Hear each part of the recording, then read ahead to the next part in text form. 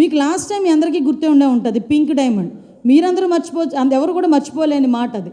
Pink diamond, దేవుడు మెడలో ఉండాల్సిన పింక్ డైమండ్ చంద్రబాబు నాయుడు గారి ఇంట్లో ఉంది, లేకపోతే బ్రాహ్మణి గారి మెడలో ఉంది అని చెప్పి సభా సమయాన్ని వృధా చేసి సభను కూడా స్తంభింపచేస్తామని చెప్పే పరిస్థితి నుంచి రీసెంట్గా అసలు పింక్ డైమండే లేదు అనే పొజిషన్కి వచ్చే పరిస్థితి కనిపించింది. అదేవిధంగా ఒకసారి సభలో కూడా 32 మంది డిఎస్పీలని ఒకే సామాజిక వర్గానికి వాళ్ళు చెందిన వాళ్ళకి ప్రమోషన్స్ ఇచ్చారు అని చెప్పి ఒక రకమైన స్లోగన్ తీసుకొచ్చారు. ఆ తర్వాత మనం చూస్తే అంటే వీళ్ళు చేసిన తప్పుల్ని పక్క వాళ్ళ మీద నెట్టాలి అంటే ఎక్కడ కూడా చిన్నపాటి సంకోచం కూడా ఉండదు. అదేవిధంగా బాబాయ్ హత్యని తీసుకొచ్చి నెక్స్ట్ డే మార్నింగ్ సాక్షి పేపర్లో చంద్రబాబు నాయుడు గారి చేతిలో కత్తి పెట్టి గొడ్డలు పెట్టి ప్రెస్లోని నారాసుర రక్త చరిత్ర అనేసిన సందర్భం, కోడికత్తి వ్యవహారాన్ని కూడా ఏదో సింపథైజర్కి తీసుకోవాల్సిన సందర్భం.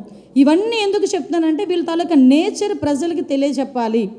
అంటే ఈరోజు కల్తీ జరిగింది దాని గురించి చర్చించండి రా బాబు అంటే, ఈరోజు ఇందాపూర్ కంపెనీ గురించి హెరిటేజ్ గురించి మాట్లాడే సందర్భం నేను కూడా చాలా క్లియర్గా చెప్తా. హెరిటేజ్ సంస్థ అనేది 34 సంవత్సరాలుగా ఉన్న సంస్థ.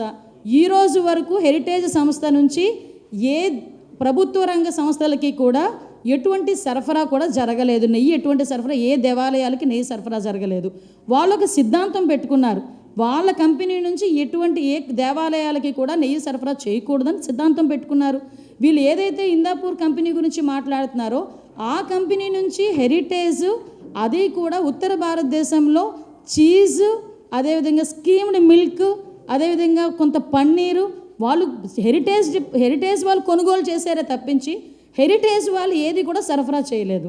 దేనికండి ఇంత రాద్ధాంతం చేస్తున్నారు? అసలు దానికి దీనికి సంబంధం ఏంటి? అరే కల్తీ జరిగిందిరా బాబు దాని గురించి మాట్లాడరా అంటే అలా కాదు, ఇప్పుడు ఇందాపూర్కిను హెరిటేజ్కి ఏదో సంబంధం ఉంది అంటే ఏంటంటే దేనికి సంబంధం లేని విషయాన్ని బయటకు తీసుకొచ్చి రాద్ధాంతం చేస్తే ప్రజలు మభ్యపెట్టేయచ్చు, వాళ్ళ తాలూకా తప్పులు కప్పిపుచ్చేయచ్చు అనే సందర్భాన్ని అయితే చాలా క్లియర్గా చెప్తున్నాం. ఎందుకంటే వీళ్ళకి దేవుడితో రాజకీయాలు చేయడం అన్నది వీళ్ళకి చాలా వెన్నతో పెట్టిన విద్య. ఎందుకు అంటే వీళ్ళకి దేవుడి మీద ఒక నమ్మకం ఉండదు, ఒక భయం ఉండదు, ఒక భక్తి ఉండదు. మీకు తెలుసు 7 కొండలవాడ అని చెప్పేసి మాట్లాడే సందర్భం నుంచి 7 కొండలు ఎందుకు 2 కొండలు అన్నందుకు ఏం జరిగిందో వాళ్ళ ఫ్యామిలీలో మనందరం కూడా గుర్తుంది, అందరికీ గుర్తుంది, వాళ్ళకి కూడా గుర్తుంది.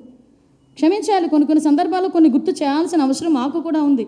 ప్రజలకు రిజిస్టర్ అవ్వాలి. ఇది ఈరోజు ఎంతో పవిత్రంగా భావించే ఆ లడ్డు, తిరుపతి లడ్డు అంటేనే చాలా పవిత్రంగా భావించే తిరుపతి లడ్డు, అటువంటి తిరుపతి లడ్డూని కూడా కల్తీ నెయ్యి అనే కన్నా రసాయనాల ముద్ద అనొచ్చేమో. ఎందుకనంటే అందులో నెయ్యే లేదు. వాళ్ళ తాలూకా టెండర్లు ఎందుకు? మేము ఈరోజు మీ పరంగా వాళ్ళకందరికీ మేము చెప్తున్నాం, ఈరోజు కల్తీ లడ్డు గురించి చర్చించడానికి మేము సిద్ధంగా ఉన్నాం. ఎందుకు టెండర్లు మార్చారో చర్చిద్దాం రండి, ఎందుకు కొన్ని టెండర్ని డైల్యూట్ చేశారో చర్చిద్దాం రండి, ఎందుకు అంటే కంపెనీల్లో కూడా అసలు పాలకు సంబంధించిన ప్రొక్యూర్మెంట్ అవసరం లేదని అవి కూడా ఎందుకు పెట్టారో అది కూడా చర్చిద్దాం రండి. ఏ రసాయనాలు అందులో యూజ్ చేశారో చర్చిద్దాం రండి. ఎప్పటి నుంచి జరుగుతుంది, ఎన్ని కోట్ల స్కామ్ జరిగిందో చర్చిద్దాం రండి. మేము అన్నిటికీ చర్చించడానికి రెడీగా ఉన్నామని మేము చెప్తున్నాం. ఏసీలో ఎటువంటి నిర్ణయం తీసుకున్నా నిర్ణయాన్ని కట్టుబడి ఉంటామని మేము చెప్తున్నాం. ఇవన్నీ పక్కన పెట్టి ఈరోజు అబద్ధాలని, అవాస్తవాలని ప్రజల ముందు ఉంచేదానికి చేస్తున్న ప్రయత్నం చూస్తూ ఉంటే నిజంగా ఒక పక్క సిగ్గు అనిపిస్తుందండి. ఏదో ఒక జంతువు బురదలో పొర్లి బయటకు వచ్చి అందరికీ అంటించడానికి విధులుస్తుందట. ఆ పరిస్థితి అలా ఉందన్నమాట వీళ్ళ పరిస్థితి. అంటే అక్కడ వాళ్ళు బురదలో ఉండిపోయిన సంగతి తెలిసి కూడా అందరికీ బురద అంటించేస్తే మేము కూడా సంతోషంగా ఉంటాము. అదొక సైకిక్ నేచర్ అనమాట. ఆ సైకిక్ నేచర్తో మాట్లాడే సందర్భం అంటే మరి ఎన్నో సందర్భాల్లో మేము మాట్లాడతాం, ఎవరితోనైనా ఆడుకోండి కానీ దేవదేవుడు వెంకటేశ్వర స్వామితో మాత్రం గేమ్స్ ఆడొద్దు అని. సేమ్ యాస్ట్రీస్గా మళ్ళీ అదే దేవుడి పేరు తీసుకొచ్చి ఈరోజు సభలో చేస్తున్న రాద్ధాంతం కూడా మీరందరూ కూడా చూస్తున్నారు. నిజంగా చాలా బాధ అనిపిస్తుంది.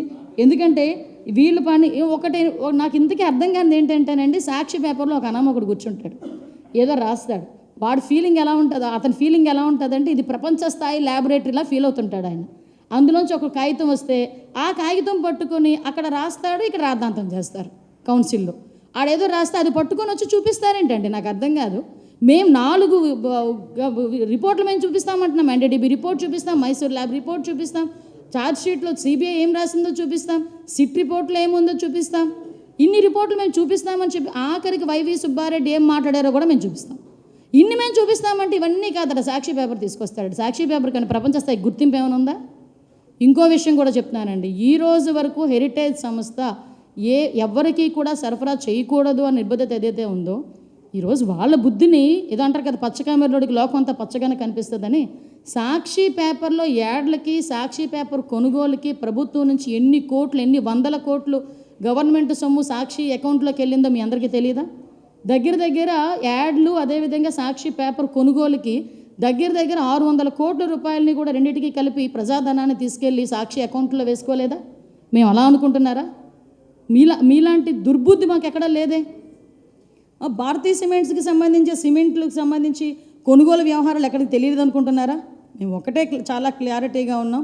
ఈరోజు మేము ఏమీ తప్పు చేయలేదు కాబట్టే ఎక్కడ కూడా మీ క్లియర్గా కల్తీ జరిగింది అన్నది క్లారిటీ ఉంది కాబట్టే ఈరోజు మీరు చర్చకి రండి అంటే మేము సిద్ధంగా ఉన్నామని చెప్పాం.